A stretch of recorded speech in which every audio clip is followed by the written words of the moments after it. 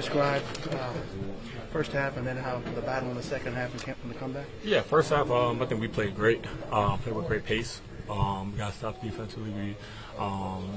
We were hooping, and then came out stagnant. It's the second game in a row that we came out in the third quarter stagnant, playing too slow, not getting stopped. So we got to learn from it. Third quarter, the last couple of games have been inexcusable, but we'll take the win, and now we got another one on Tuesday. We got to focus on. Josh, how do you explain though you guys just battling all the environment and just coming back there in the fourth quarter? It's just the toughness, man. Everyone just talks about this team. We don't have the physicality. We don't do this. We don't do that. We don't. But we tune that out. And at one point I think we were down 10. In that fourth quarter, and we just got stops. Our guys, JB, Cat, knocked down shots, but we just got stops. Kel was active, OG was active, JB, it was a full team effort. Carl's shot making just late. What did he show you? Yeah, that's Cat. You guys cover the NBA all the time.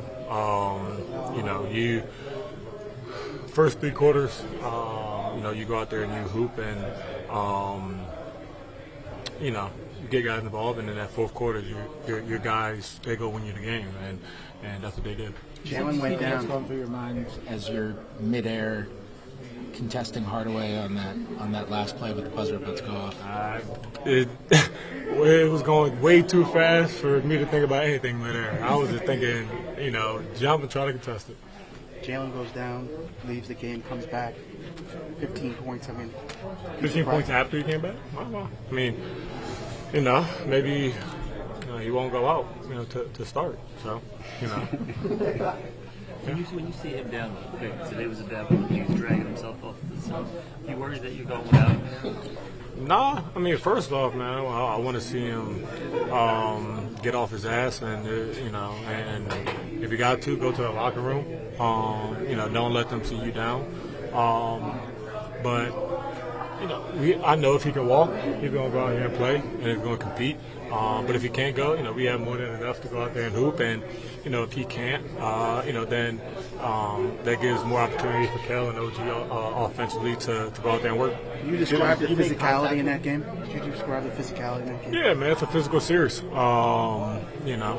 That's their calling card, and so we know that's what it's going to be, and we just got to make sure we,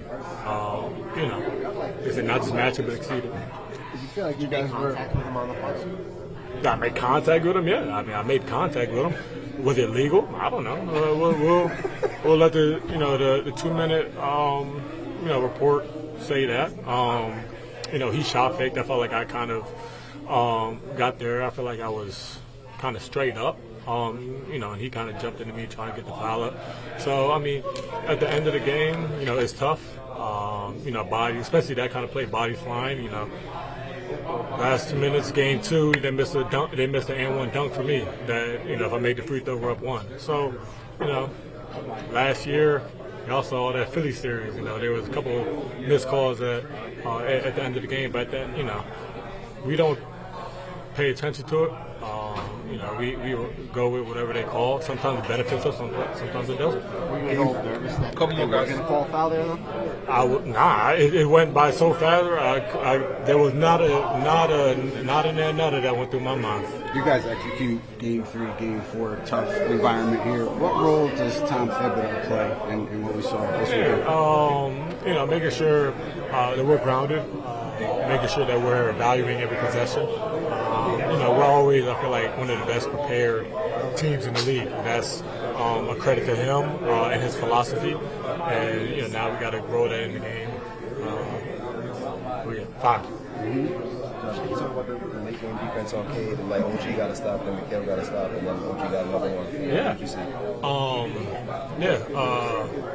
OG, obviously, he's our guy defensively, but it's great when you have him, and then you have Kel that can switch off and give OG a little bit of break and get stops. So, those two, we're completely comfortable with them on the ball, especially playoff time where they can be physical, use their length, use their physicality, to their benefit. And it's something that we're comfortable with. We'll probably, next game, if OG needs to go break that, switch it on, switch Kel on to him and give him a different look. But it's something that, we're comfortable with. Given the hostility Jalen went through here over this last week, the hostility from the fans he got that's over this last week, obviously it's a big win, but do you think for him, as somebody who knows him, this one was a little bit sweeter than? No, I'll tell you, as an opposing player going into a tough environment, especially in the playoffs, coming out with a win, and not just one win but two, is no better feeling, because at the end of the day, there's nobody rocking with us besides the guys in this locker room. So I know he feels great that we came out with 2 wins, that above everything, and obviously he played well and did his thing. So I know he feels comfortable and confident with that, but I know he's even more ecstatic that we got 2 wins in this environment. Just grit. There's a lot of grit. A lot of things weren't going our way. Shots weren't falling. Just found a way to win. That's the most important thing. Yeah, you just talk about the momentum, how it came, went, and then you had to fight back to get it back. Yeah, man. We was up. Then they came back. Finished the second half, our first half well, and then came out in the third quarter. But even we overreact. They cut it down. And then we looked up, we're down like 7, but the thing is, it's only 7. It's not that many points. To just take a breath and just be ready to come back out there. Your team defense tonight? Yeah, really well, man. We just playing off one another, and just trying to win, trying to make the right play, trying to get a stop so we can win the game. You had those 2 threes, especially the first one. I think you were down 11. It was away from the corner. Yeah. You weren't having a great offensive game. How big were those 2 threes to kind of get you guys back in it? Yeah, man. I think it goes to my teammates, man. Just keep me locked in. I know I'm fine, and I know it's gonna come, but they just kept telling me just keep shooting. So they keep giving me confidence to go out there, and yeah, man, just trying to be aggressive, trying to make the right, play, make the shot. Since I was playing pretty shitty in the first half and first 3 quarters, so I was just trying to get it right. You've now guarded Cade for parts of 4 consecutive games. Obviously this is true for any sort of playoff series, but tonight, when Cade goes a certain direction, tonight he's not going right as much, right? So when you're trying to kind of send Cade in a certain direction, how much of that instinctual stuff is different when it's a game 4 versus a game 1? Yeah, man, I think it's just you playing one team. You get to learn a lot about guys and how they play and what they're doing. So personally, you just got to watch film, and it's vice versa. Him offensively, knowing the matchups you're gonna get, guys' tendencies. So I think just trying to play, play my defense, but follow our scout, and knowing that I got help, I got team defense. It's never just one-on-one. I know I got 4 guys behind me to help just in that situation, just trying to be aggressive and get a stop. How do your study habits change in the playoffs when it's in a regular season you got your film to watch, you got your study for, and it's 24 and 48 hours to prep, right?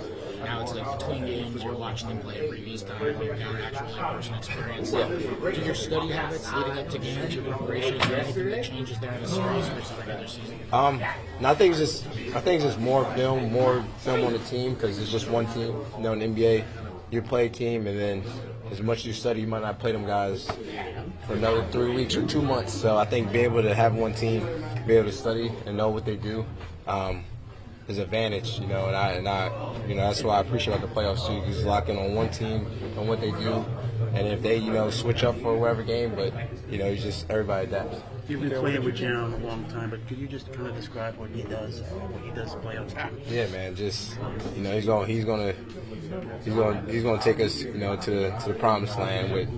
At the end of the game, in that 4th quarter, he's going to make those shots, make big plays. Just who he always been. As much as he's aggressive, I think a lot of shots is just you don't want to lose. So I think it's just his grit to win, and that's why I love him going. That last play, you're crawling across the court. And I guess you have the strangest view of that last play. Yeah. Just kind of what you see there. How frustrating is not being able to get that ball. I was sick. It was just kind of the jump ball. Like last time I went and jump ball right to him, and he hits the three. Just like bad things happen. I'm just like lose. I had it, and I lost it. I'm just rolls I'm following the ball. It rolls right to Timmy. I'm just like, oh my gosh. But thank God he missed, and whatever else happened during that play. But I'm happy we won. On that possession, is that about as physical a game you've been a part of? Yeah, I've been in pretty physical games. I think it's up there too, but it's great, man. It just gets us going. I think gets a lot of guys riled up, and sometimes we got to control emotions, and which we had in that third, and we kind of was forcing a little bit, but we came back to life, calmed down, and kept the physical ball so smart. On that possession where you got the strip, you mentioned the ball's kind of rolling there, and he's been laid out for it.